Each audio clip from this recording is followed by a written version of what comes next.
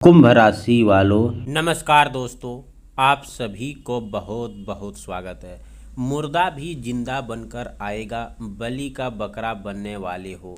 बहुत बड़ी घटना होगी, दुश्मन से पाला पड़ेगा। दोस्तों, आज की यह साधारण बात नहीं है और इसे सुनकर आपके एक पल के लिए तो ज़रूर लगेगा कि आखिर आने वाले समय में ऐसा क्या होने वाला है जिसकी तरह बार बार इशारा किया जा रहा है।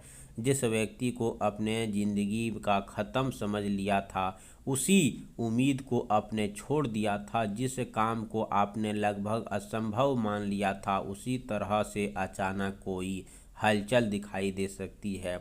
यहाँ मुर्दा भी जिंदा बनकर आने वाला का अर्थ किसी मृत व्यक्ति के सचमुच जीवित होने की भविष्यवाणी नहीं, बल्कि उस उम्मीद और उस अवसर की रिश्ते या उस रुके हुए काम के दोबारा सामने का संकेत है जिसे आपने पूरी तरह सामान्य मान लिया था। बहुत समय से बंद पड़ा कोई रास्ता अचानक खुल सकता है, किसी पुराने व्यक्ति का संदेश आ सकता है, किसी रुके हुए काम में दोबारा गति आ सकती है। ऐसी खबर सामने आ सकती है जिसके आपने कल्पना भी नहीं किए होंगे।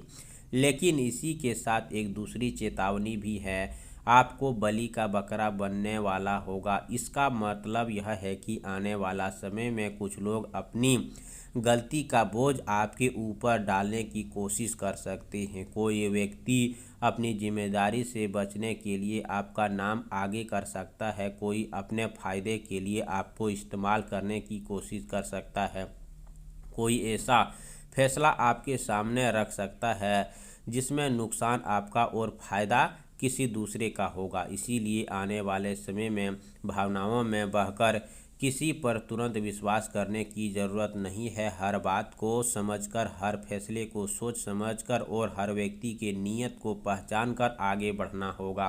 क्योंकि कई बार ज़िंदगी में सबसे बड़ा नुकसान दुश्मन नहीं करता, बल्कि वह व्यक्ति कर देता है जिस पर हमने बिना सोचे समझे भरोसा कर लिया होता। और अब बात आती है दुश्मन से पाला पड़ने का। इसका मतलब यह ज़रूरी नहीं है कि कोई खुलकर आपके सामने लड़ाई करेगा आएगा। कई बार विरोधी करने वाला व्यक्ति मुस्कराते सामने आता है, मीठी बातें करता है और पीठ पीछे आपके रास्ते रुकावटें डालता है। इसीलिए आपको अपनी निजी बातें हर किसी के सामने बताने से बचना होगा। आपकी योजना क्या है, क्या आप करते हैं, पैसा कहाँ लगा रहे हैं, किससे क्या बातचीत कर रही हैं। दोस्तों, ये सब में आपको सावधानी रखना होगा।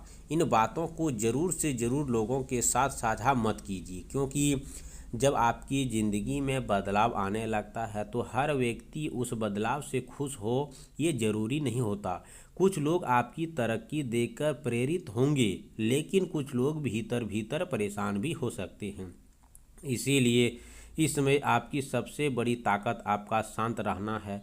किसी के रुकावटें पर तुरंत जवाब देना, छोटी बात को बड़ा विवाद देना या गुस्से में कोई बड़ा फैसला लेना आपके लिए नुकसान हो सकता है। याद रखिए, अगर सामने वाला व्यक्ति गुस्सा दिखाई देकर आपकी समझदारी छीन लेता है तो इस जीत को नहीं, इसे दोस्तों समझदारी समझिए कि खुद अपने कंट्रोल होकर आप सामने वाले व्यक्ति को समझ चुके हैं कि ये किस मुकाम तक जा सकता है, ये कैसा व्यवहार कर सकता है।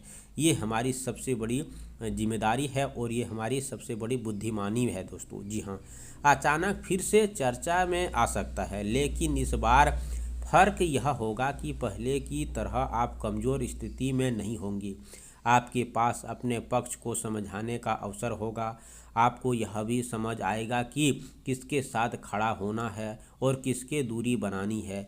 यहाँ सबसे ज़रूरी बात यह है कि डरने की ज़रूरत नहीं है। अगर कोई व्यक्ति आपको दबाव में लेने की कोशिश करता है तो शांत रहकर अपनी बात को रखिए। हर आरोपित जवाब तुरंत देना ज़रूरी नहीं होता, हर लड़ाई करना ज़रूरी नहीं होता। कई बार सबसे बड़ा जवाब यही होता है कि आप अपना काम करते रहें और समय के सोच को सामने लाते दें।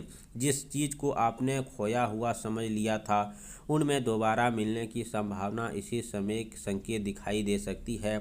पैसा हो सकता है, कोई अवसर हो सकता है, कोई पुराना संपर्क हो सकता है या फिर कोई ऐसा काम हो सकता है जिसे पूरा करने की उम्मीद आपने छोड़ दी थी। लेकिन जब चीज़ वापस सामने आते हैं तो जल्दबाजी में मत फैसला लीजिए।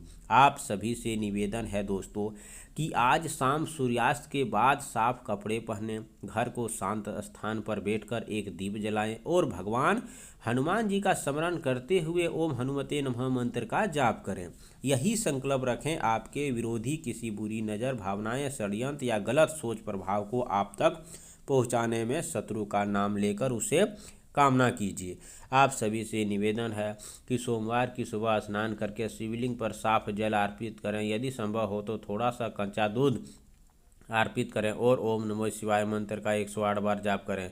इसके बाद दोनों हाथ जोड़कर प्रार्थना करें, हे महादेव, मेरे जीवन में विरोधी भय सकारात्मक दूर हो और मुझे हर गलत स्थिति से सही फैसला लेने की शक्ति दे। कमेंट बॉक्स में जय हो सूर्य भगवान, हर हर महादेव जरूर लिखें। चैनल पर पहली बार आए हो तो चैनल को सब्सक्राइब करें, प्यारे हाथों से वीडियो को लाइक करें। अगले नेक्स्ट वीडियो के साथ मिलते हैं, तब तक के लिए धन्यवाद।